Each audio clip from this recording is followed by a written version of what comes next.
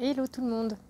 Je viens vous aujourd'hui parce qu'on m'a notifié que j'avais oublié de faire en vidéo un petit bilan de ma radiothérapie. Alors, ça date un peu, mais c'est vrai, j'ai oublié parce que j'avoue que j'étais tellement contente d'en avoir terminé que j'ai pas fait de bilan. Parce que pendant la radiothérapie, j'ai fait beaucoup de stories, mais j'ai pas fait de bilan. Donc, le voici.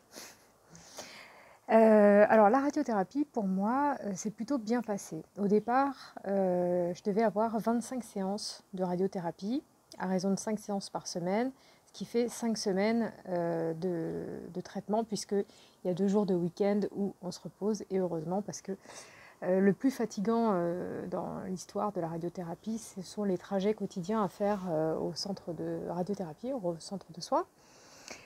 Euh, mais on m'a proposé, on m'a indiqué que mes séances de radiothérapie n'allaient pas être au nombre de 25, mais au nombre de 15. Mais pour que j'ai suffisamment de doses de radiothérapie, on allait m'augmenter un peu la dose à chaque séance, ce qui équivaut donc à 25 séances étalées sur 15 séances. Voilà, je ne sais pas si j'étais très claire. Donc j'ai eu 15 séances, soit 3 semaines de radiothérapie. J'appréhendais un petit peu parce que j'avais peur que ces doses plus fortes m'abîment la peau, ne m'abîment ma reconstruction, puisque j'avais eu ma reconstruction avant. C'était la première étape de mon traitement, hein, chirurgie et reconstruction immédiate. Parce qu'à la base, je devais avoir ni radiothérapie, ni chimiothérapie. Mais voilà, finalement, les analyses se sont révélées plus agressives qu'initialement prévu. Donc, bref, j'ai commencé ma radiothérapie. Avant ça, je me suis renseignée parce que le médecin, le radiothérapeute que j'ai vu avant de commencer, m'avait dit qu'il n'y avait absolument pas besoin ni de crème, ni de quoi que ce soit, juste avoir la peau propre avant chaque séance de radiothérapie. Cela dit, je me suis quand même renseignée à côté, parce que vous me connaissez, je ne me satisfais jamais d'un avis.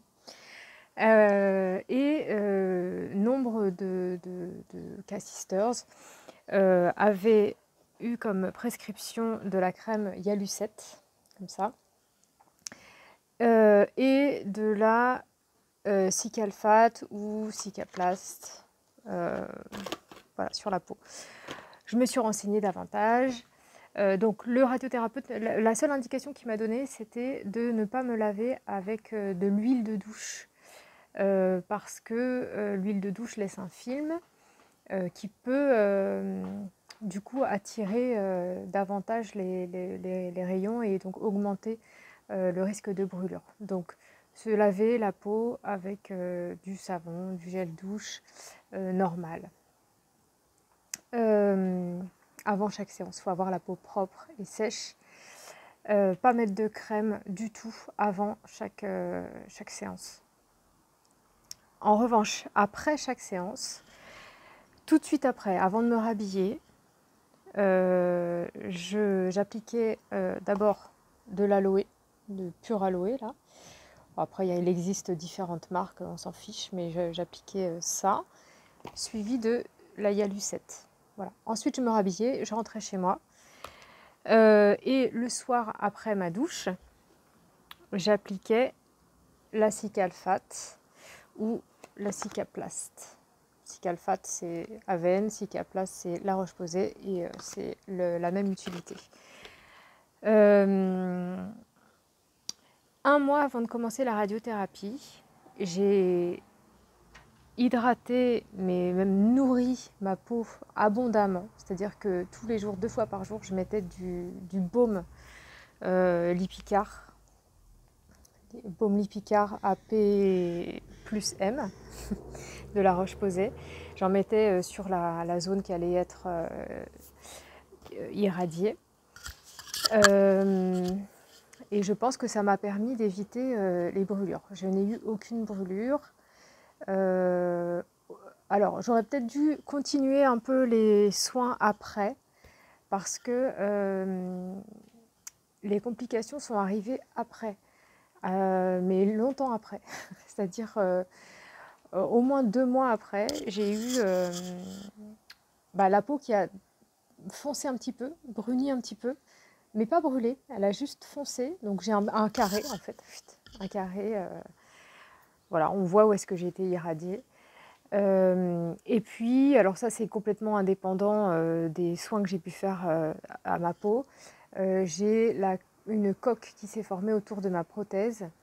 Donc ça, on m'avait averti des risques, hein. On m'avait dit que faire de la radiothérapie sur une reconstruction, c'était pas l'idéal, mais j'avais pas le choix, donc j'avais quand même des risques que la prothèse s'abîme ou qu'il y ait une coque qui se forme autour de cette prothèse. Donc c'est ce qui s'est passé, malheureusement.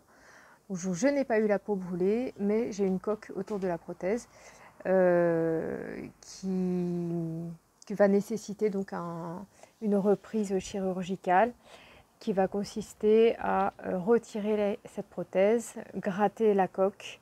Donc la coque, en fait, c'est ni plus ni moins que de la chair qui se forme, de la chair très dure, comme un genre de corne, mais à l'intérieur, là, tout autour de la prothèse, aussi en dessous. Donc j'aurai une intervention chirurgicale qui va consister à retirer cette prothèse, à retirer la coque, gratter, remettre une prothèse, refermer. Et ça, donc j'ai rendez-vous au mois de janvier avec ma chirurgienne, parce qu'il faut attendre au moins 1 an après la radiothérapie, après la fin de la radiothérapie, pour pardon, je perds mes mots, pour agir sur une peau qui a été radiothérapie. Voilà, parce qu'il y a des risques que la peau ne cicatrise pas bien, ou même des risques de rejet. Voilà, c'est ce qu'on m'a expliqué. Voilà, donc c'était mon petit bilan de la radiothérapie. Je pense que j'ai tout dit. Si vous avez des questions, n'hésitez pas. Je me ferai un plaisir, comme d'habitude, de vous répondre en MP ou en commentaire, comme vous voulez. Allez, gros bisous. Ciao.